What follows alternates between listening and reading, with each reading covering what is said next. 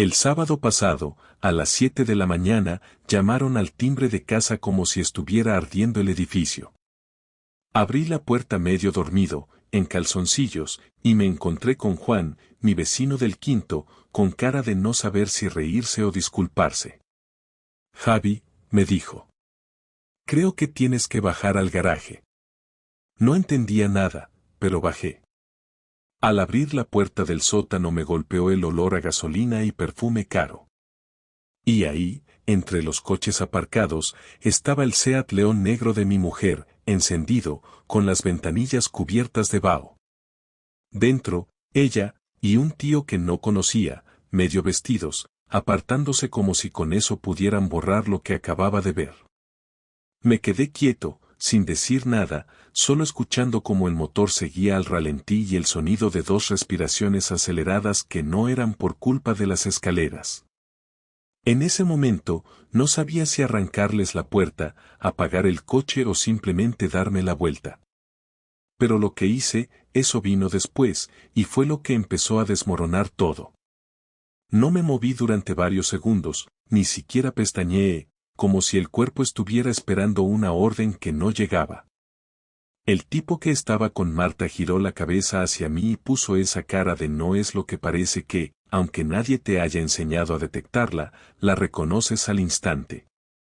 Marta se incorporó, buscó su camiseta por el asiento trasero y, mientras se vestía a trompicones, evitaba mirarme. Abrí la puerta del coche sin decir una palabra, el golpe del aire frío de la mañana les borró cualquier resto de comodidad que pudieran tener. Salad, dije, con la voz más seca que recuerdo haber usado. Ella fue la primera en bajar, cerrando la cremallera de sus vaqueros con manos temblorosas. El otro salió detrás, un poco más alto que yo, pelo rapado, ropa de gimnasio, un olor a desodorante mezclado con el perfume de Marta. No me ofreció la mano ni intentó justificarse, simplemente miraba al suelo. Javi, por favor, empezó Marta, pero levanté la mano para que callara. Súbete a casa, ya hablaremos, le dije, sin levantar la voz pero dejando claro que no había opción a réplica. Ella obedeció, subió por las escaleras del garaje sin mirar atrás. El tipo intentó decir algo, pero lo único que hice fue mirarlo fijamente hasta que entendió que lo mejor era largarse. Lo vi salir a la calle, subirse a una moto aparcada cerca y marcharse sin casco, como si lo que acababa de pasar no le hubiera rozado más que la ropa. Cerré la puerta del garaje y subí despacio, con esa sensación incómoda de que todo lo que conocías hace una hora ha dejado de existir. Al entrar en casa, Lucía aún dormía. Marta estaba en la cocina, de pie, con los brazos cruzados. No estaba llorando ni parecía asustada, más bien parecía molesta por haber sido descubierta. No es lo que piensas, dijo, rompiendo el silencio. ¿Y qué pienso exactamente? Pregunté, sin acercarme demasiado, apoyándome en el marco de la puerta. ¿Piensas que estaba con él, ya sabes? No lo pienso, lo he visto, contesté. Ella suspiró, se pasó la mano por la frente y me miró como si quisiera que yo le diera la excusa que ella no sabía inventar. Javi, necesitaba, no sé, sentirme viva, sentirme distinta, dijo finalmente. ¿En el garaje, con un desconocido? Repliqué. No es un desconocido, es Sergio, entrena en el gimnasio donde voy. Hemos hablado mucho y, no sé cómo ha pasado. Claro que sabes cómo ha pasado, le corté. Has quedado con él, habéis venido hasta aquí y os habéis metido en el coche para que nadie os viera. Lo tenías todo pensado. Ella se mordió el labio inferior, como hacía cuando estaba nerviosa, pero no contestó. Fui directo a la cafetera y empecé a prepararme un café, no por el café en sí, sino porque necesitaba hacer algo con las manos para no perder el control. El sonido de la máquina llenó la cocina y, por un momento, pensé que la conversación acabaría ahí, con ella callada y yo fingiendo que no había pasado nada. No tienes por qué montar un drama delante de Lucía, soltó de repente, con un tono casi desafiante. ¿Un drama? Marta, te he visto con otro tío en tu coche a las 7 de la mañana. Esto no es un malentendido, ni una tontería que podamos barrer bajo la alfombra. Ella se encogió de hombros y me miró directamente. Tal vez el problema es que esto ya no funciona desde hace tiempo y no hemos querido verlo. No contesté, porque algo dentro de mí se estaba rompiendo y sabía que, si hablaba, no podría controlar lo que diría. Me bebí el café de un trago, dejé la taza en el fregadero y me encerré en el dormitorio.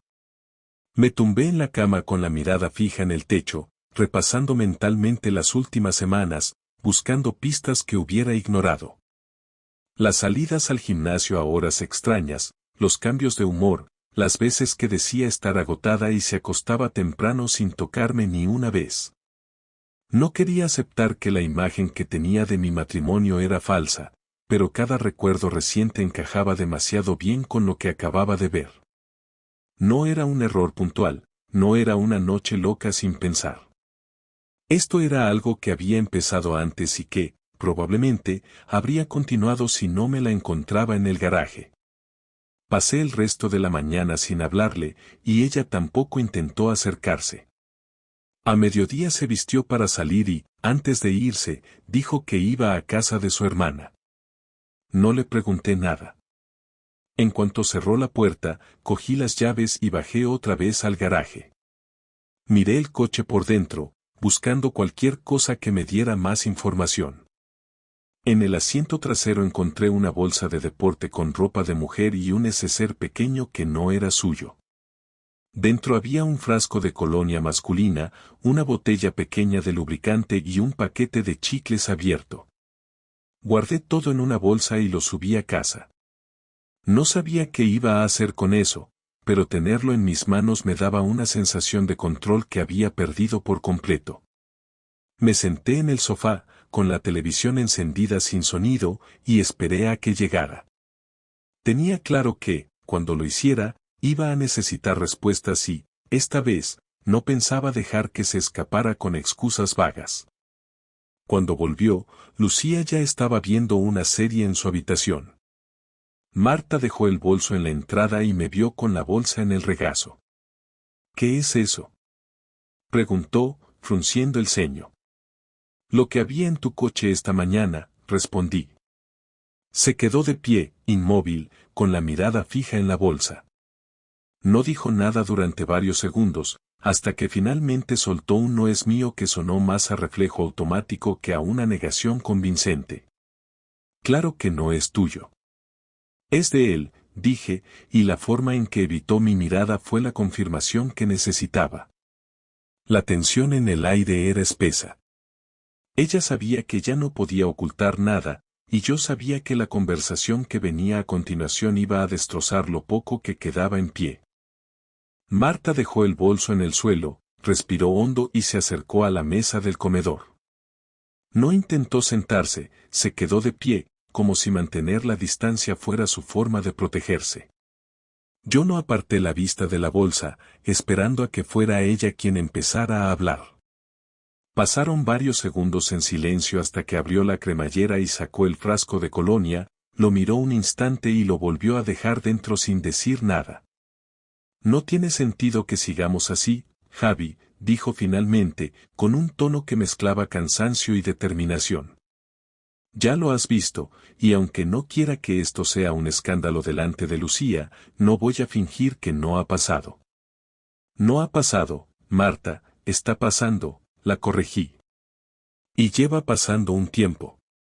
No me digas que fue un momento de locura porque no cuela. Ella apretó los labios y giró la mirada hacia la ventana, como si buscara las palabras. No fue planeado al principio. Coincidíamos en el gimnasio, empezamos a hablar y me hacía sentir diferente. Me escuchaba, me prestaba atención, me hacía reír. Aquí en casa todo era rutina, siempre estabas cansado, siempre preocupado por el taller o por las facturas. Así que la solución era bajarte al garaje a las 7 de la mañana con él, dije, con la voz contenida para no gritar. Porque eso sí que mejora la rutina. No lo entiendes, respondió, elevando el tono. No se trata solo de sexo, aunque sé que eso es lo único que ves ahora. Es que contigo hace tiempo que no siento nada, y con él sentía algo distinto. Me levanté despacio, apoyando las manos en la mesa, acercándome lo justo para que tuviera que mirarme. ¿Y no se te ocurrió que, si había un problema, podíamos hablarlo antes de llegar a esto? Pregunté. ¿O es que ya no te importaba lo suficiente como para intentarlo? Ella se encogió de hombros y supe que, aunque intentara darme explicaciones, en realidad ya había tomado una decisión mucho antes de que yo apareciera en ese garaje. No quiero seguir discutiendo, dijo. Podemos separarnos, buscar un acuerdo que no afecte a Lucía y que cada uno siga su vida. ¿Separarnos así, sin más? Repliqué. Como si lo que has hecho no tuviera consecuencias. Claro que las tiene, pero no voy a quedarme en un matrimonio muerto por culpa de la culpa o de lo que piense la gente, respondió. No pude evitar reír, no por diversión sino porque me parecía increíble escucharla decir que era un matrimonio muerto cuando no había hecho nada por salvarlo. Marta, no eres tú quien va a decidir cómo acaba esto. Has tomado decisiones sin contar conmigo, ahora me toca a mí decidir qué hacemos. Ella dio un paso hacia atrás, probablemente intuyendo que lo que iba a venir no le iba a gustar. Quiero que me digas la verdad, dije. ¿Cuánto tiempo llevas viéndote con él? Unos 3 meses, contestó sin dudar. ¿Y has estado con alguien más aparte de él? Se cruzó de brazos y evitó mi mirada. No. Mírame y repite eso, le exigí. Alzó la vista, me sostuvo la mirada unos segundos y repitió. No. No supe si creerla o no, pero en ese momento la respuesta exacta ya no cambiaba nada. Pues si de verdad quieres que esto no afecte a Lucía, vas a tener que colaborar. No voy a permitir que ella te vea como la víctima y a mí como el malo que se enfada sin motivo. No voy a dejar que la pongas en mi contra, respondió, elevando de nuevo el tono. No hace falta ponerla en tu contra, Marta. El tiempo se encargará de que entienda quién tomó las decisiones que nos han traído hasta aquí, contesté. Ella dio un golpe seco en la mesa y yo me aparté, no por miedo, sino porque no quería que la discusión se convirtiera en un espectáculo que Lucía pudiera oír. Si quieres hablar de acuerdos, lo haremos, pero no bajo tus condiciones, dije. Y hasta entonces, quiero que quede claro que tu historia con ese tío se ha terminado, al menos mientras vivas aquí. No puedes controlarme, respondió con frialdad. No, pero puedo dejar claro que no voy a compartir techo con alguien que usa el garaje de nuestra casa para follar con otro mientras su hija duerme arriba, le solté, viendo cómo se tensaba todo su cuerpo. Se quedó callada, como si las palabras le hubieran golpeado. No insistió, no me pidió disculpas, no intentó suavizar nada. Simplemente se fue al dormitorio y cerró la puerta. Me quedé de pie en el salón, escuchando los pasos que se alejaban por el pasillo, consciente de que lo que acababa de pasar no era una simple pelea, sino el punto de no retorno. Esa noche no dormí. Me quedé en el sofá, con la televisión encendida sin prestar atención a lo que salía en pantalla, pensando en cada detalle que había visto, en cada palabra que me había dicho y en la forma en que intentó justificar lo que no tiene justificación.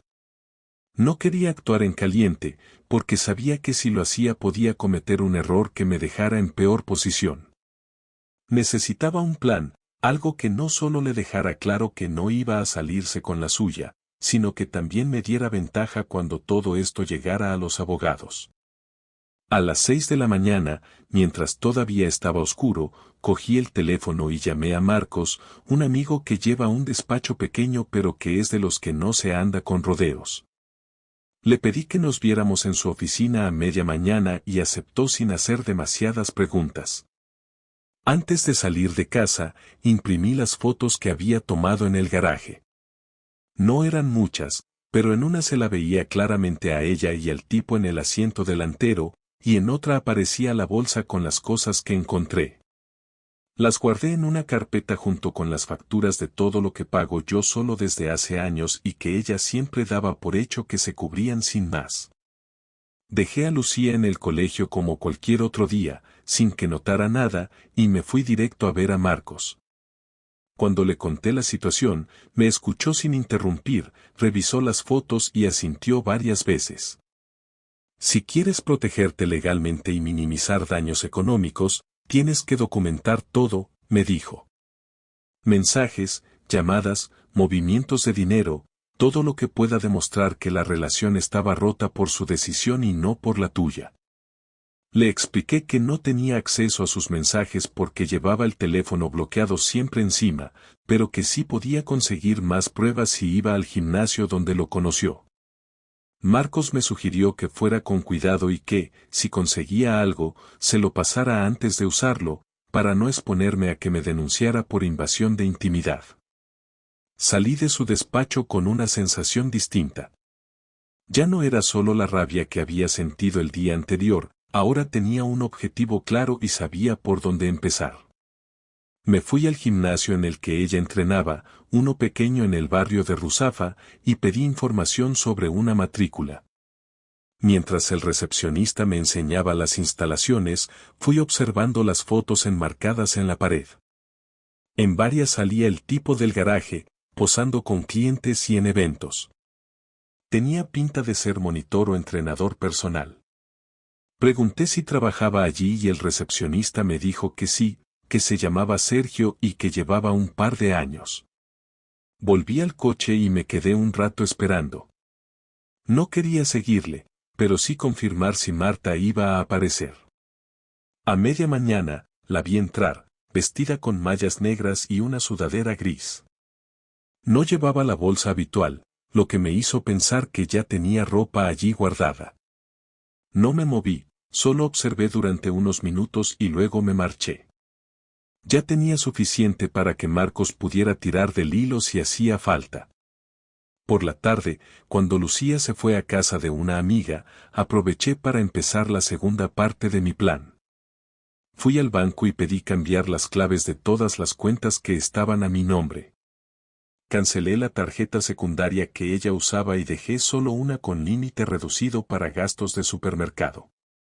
Luego, revisé los papeles de la hipoteca y confirmé que el piso estaba únicamente a mi nombre, algo que había pasado desapercibido para ella porque siempre le di por hecho que todo era de los dos. Esa noche, Marta llegó tarde. Entró en casa como si nada, saludó con un hola frío y se metió en la ducha. Cuando salió, estaba preparando algo para cenar y aproveché para soltarlo. He cambiado las claves del banco. Ya no puedes usar las cuentas como antes. Se giró bruscamente, con el cuchillo en la mano. ¿Perdona? Lo que oyes. Hasta que no tengamos claro cómo vamos a separarnos, no pienso financiarte la vida como si nada hubiera pasado. Esto no es justo, Javi. No, lo que no es justo es lo que hiciste en el garaje. Se quedó callada unos segundos, como si buscara una respuesta que no sonara débil. Pues si empiezas con este juego, me voy a ir de aquí antes de lo que pensaba, dijo finalmente. Haz lo que quieras, pero recuerda que Lucía vive aquí. Si te vas, lo harás sabiendo que las visitas se van a pactar y que todo quedará por escrito. No contestó, dejó el cuchillo en la encimera y se fue al dormitorio, cerrando la puerta de un portazo. Yo me quedé en la cocina, consciente de que cada paso que daba la alejaba más, pero también me protegía a mí. Al día siguiente, llamé a un amigo que trabaja en una empresa de mensajería y le pedí que me ayudara a enviar un sobrecertificado a la oficina de Marta. Dentro metí copias impresas de las fotos del garaje y una carta breve en la que decía que, si seguía viéndose con ese tipo, las cosas no iban a resolverse de forma amistosa. No necesitaba que lo leyera en casa, prefería que lo recibiera en un entorno donde no pudiera reaccionar con gritos o golpes en la mesa. Quería que sintiera la incomodidad de abrirlo delante de compañeros, aunque no mostrara lo que había dentro. Pasaron 2 días sin que dijera nada al respecto, pero lo notaba distinta, más seca, más cuidadosa con los horarios. Eso me confirmó que el golpe había llegado donde yo quería. Mientras tanto, Marcos me llamó para decirme que había iniciado un borrador de demanda y que, con las pruebas que teníamos, había margen para negociar un acuerdo favorable. Le pedí que no la presentara todavía, quería dejarla sudar un poco más. No se trataba solo de herir su orgullo, sino de dejar claro que no iba a poder controlar el relato de lo que estaba pasando. Hasta entonces, había manejado las conversaciones para minimizar lo que hacía, como si todo fuera culpa de la rutina o de que yo no la entendía. Ahora sabía que cada movimiento estaba vigilado, que ya no podía actuar sin que hubiera consecuencias.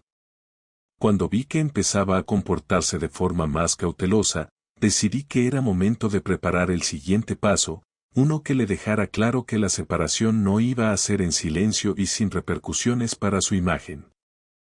Pasó una semana entera sin que tuviéramos una conversación real. Nos cruzábamos por la casa, nos saludábamos con un gesto mínimo y hablábamos solo lo imprescindible para organizarnos con Lucía. Ella dormía en la habitación y yo seguía en el sofá, algo que a estas alturas ya se había convertido en norma.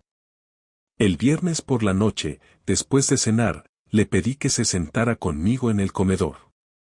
No quería que la última conversación se diera en mitad de un arrebato o como consecuencia de una pelea, sino con todo el control posible. Cerré la puerta para que Lucía no escuchara y puse el móvil en modo avión para no distraerme. Marta entró con una expresión seria, se sentó al otro lado de la mesa y esperó.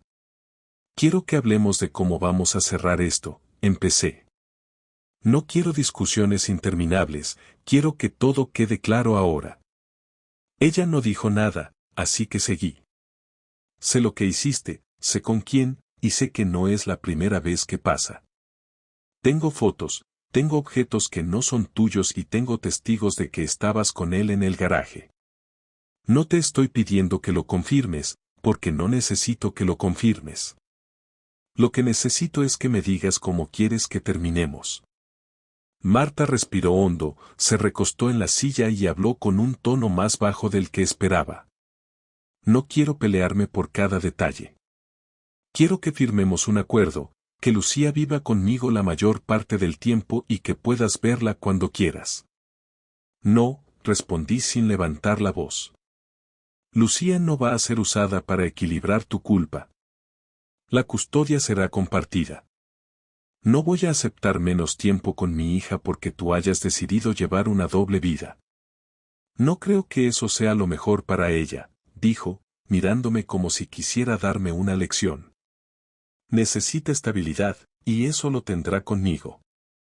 La estabilidad no es vivir con una madre que engaña a su pareja y que puede desaparecer por la noche para verse con otro. La estabilidad es tener a los dos padres implicados, y eso es lo que va a tener, contesté. Ella apretó los labios, claramente molesta por no poder imponer su versión. Podemos hacerlo de manera amistosa o podemos ir a juicio, dije. Y si vamos a juicio, Marcos presentará todo lo que tenemos. Te lo advierto, no saldrás bien parada.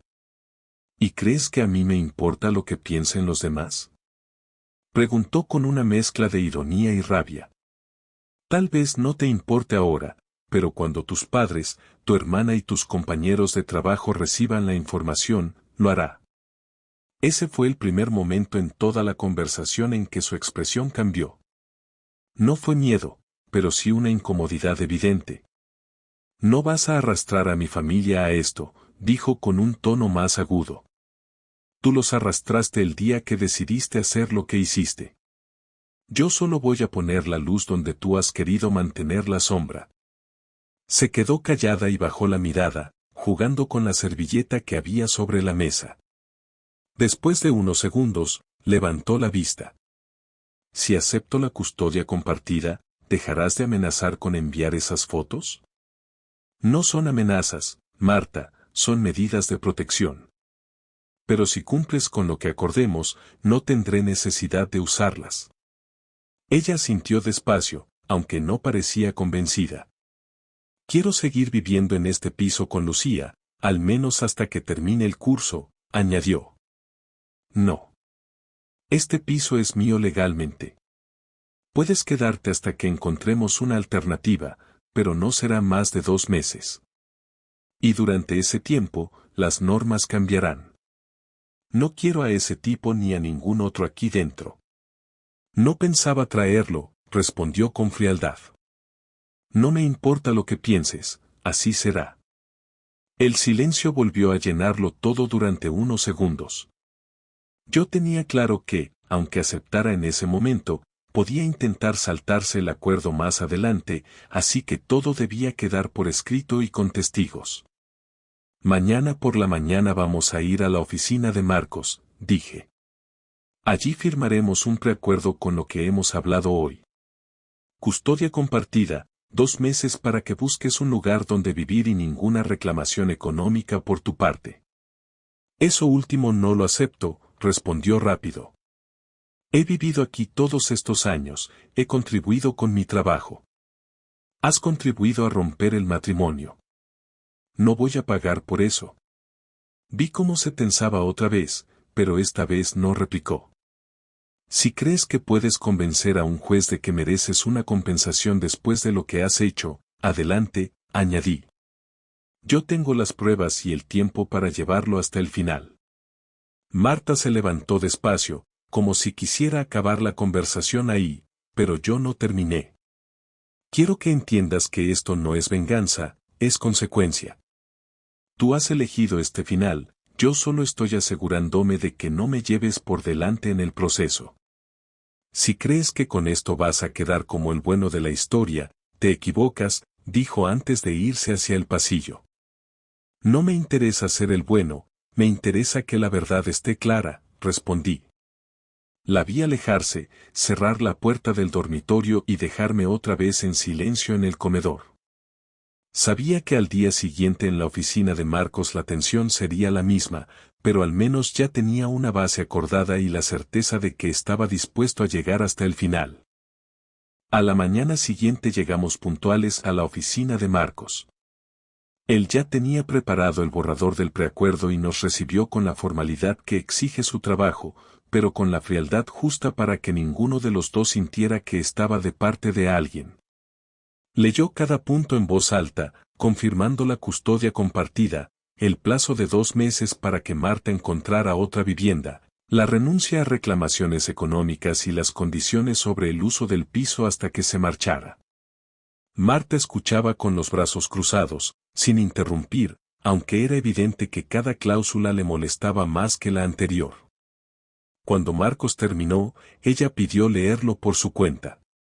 Lo hizo con calma, pasó las páginas, suspiró un par de veces y al final levantó la vista. Lo firmo, pero no porque esté de acuerdo con todo, sino porque no quiero que esto se alargue más, dijo. Me parece bien, respondí, mientras cumplas lo que aquí se recoge. Firmamos los 3 ejemplares y Marcos nos entregó una copia a cada uno. Salimos sin despedirnos y caminamos en silencio hasta el coche. Durante el trayecto de vuelta a casa, Marta me dijo que intentaría empezar a buscar piso esa misma semana. No respondí, no porque no me importara, sino porque a estas alturas cualquier conversación parecía inútil. Llegamos, dejó las llaves sobre la mesa del recibidor y se encerró en la habitación. Ese fin de semana fue extraño. Lucía estaba en casa y tratamos de mantener la normalidad. Hicimos la compra, cocinamos juntos y la ayudé con unos deberes de matemáticas. Marta apenas habló conmigo, pero con Lucía mantuvo el tono de siempre, como si nada hubiera cambiado. Supuse que era su forma de evitar preguntas incómodas y decidí no romper esa tregua temporal. Yo aprovechaba cada momento libre para organizar mis cosas, separar documentos, revisar cuentas y planificar los cambios que tendría que hacer una vez que ella se fuera definitivamente. Con el paso de los días, empecé a notar algo curioso, la rabia inicial se estaba transformando en una sensación más fría, más calculada. Ya no me dolía de la misma forma, aunque seguía siendo consciente de la traición. Lo que sentía ahora era una mezcla de alivio por saber que la situación estaba encaminada y una determinación nueva para no volver a dejar que alguien tuviera ese poder sobre mí.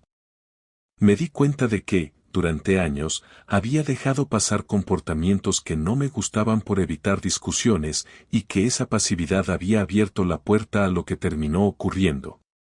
Una noche, mientras Marta estaba en la habitación y Lucía dormía, me senté en el comedor con una libreta y empecé a escribir una lista de cambios que quería implementar en mi vida.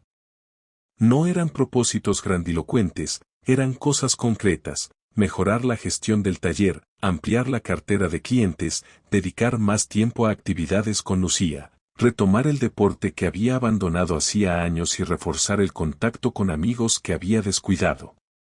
No quería que mi vida después de Marta fuera solo una reacción a lo que ella hizo, sino una construcción propia en la que yo marcara el rumbo. A mitad de mes, Marta me avisó de que había encontrado un piso de alquiler. Me dijo que podría mudarse antes de que se cumpliera el plazo acordado. No le pregunté con quién pensaba vivir ni si era cerca del gimnasio. Me limité a decirle que, si necesitaba que yo me quedara con Lucía durante el proceso, no tenía más que avisar. La mudanza fue rápida, en 2 días había vaciado el armario y retirado sus cosas del baño. El último día que durmió en el piso, Lucía estaba con una amiga y yo llegué tarde del taller. Ella ya había metido todo en cajas y estaba en la puerta con un par de maletas. Supongo que es aquí donde nos decimos algo, dijo, sin mirarme directamente. No tengo mucho más que decirte, respondí. Espero que cumplas con lo que hemos firmado y que podamos llevarnos lo mejor posible por Lucía. Por lo que vale, no me arrepiento de todo, añadió, como si quisiera dejar su última marca. No esperaba que lo hicieras, contesté. Se fue sin mirar atrás. Cerré la puerta, apoyé la mano en el marco durante un momento y luego me dirigí al comedor. El piso estaba más silencioso de lo habitual, pero no sentí vacío, sino espacio. Recogí un par de cosas que había dejado sin guardar, puse música baja y me senté a revisar la agenda del taller para la semana siguiente.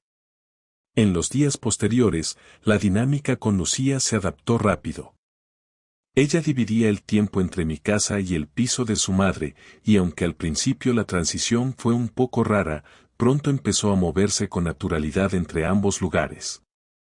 Yo me aseguraba de que, cuando estaba conmigo, tuviera un ambiente tranquilo, sin comentarios innecesarios sobre su madre, porque sabía que no era justo para ella cargar con esa tensión. Ahora, mirando atrás, entiendo que lo ocurrido me obligó a tomar conciencia de lo que estaba dejando de lado. No me considero una víctima, aunque la situación fuera injusta, porque también reconozco que me acomodé y dejé que la rutina me aislara. No justifico lo que hizo Marta, pero sí acepto que la relación ya estaba deteriorada antes de que ella tomara la decisión final. Esa aceptación no viene de perdonarla, sino de querer aprender de lo que pasó para que no se repita. La última vez que nos vimos fue hace una semana, cuando vino a recoger a Lucía. Fue una conversación breve, centrada solo en horarios y deberes, pero sin tensión añadida. No espero que volvamos a ser amigos ni que tengamos más relación que la necesaria, y eso me parece suficiente. Lo que me importa ahora es seguir adelante, construir una vida que no dependa de la aprobación o la compañía de alguien que no respeta lo que soy. He guardado las fotos y las pruebas en una carpeta cerrada en el despacho. No porque quiera usarlas, sino porque son parte de la historia y me recuerdan que las señales siempre están ahí, solo hay que estar dispuesto a verlas. Esa es la lección más clara que me llevo: no ignorar lo que no encaja, no dejar que el miedo a incomodar o a discutir sirva de excusa para mirar hacia otro lado. El capítulo con Marta está cerrado. Lo que venga ahora es mío para decidirlo.